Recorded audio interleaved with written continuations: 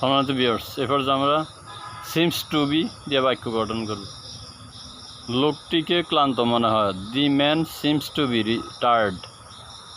তোমাকে ভদ্রলোক মনে হয়। You seem to be a gentleman. বৃদ্ধ লোকটিকে কতই না সুখী মনে হয়। How happy the old man seems to be. তাকে ধনী মনে হয়। He seems to be rich. তাকে সুস্থ মনে হচ্ছে। He seems to be well. লোকটিকে বিশ্বস্ত মনে হয়। The man seems to be faithful. মাছগুলো পচা মনে হয়। The fishes SIM to be rotten.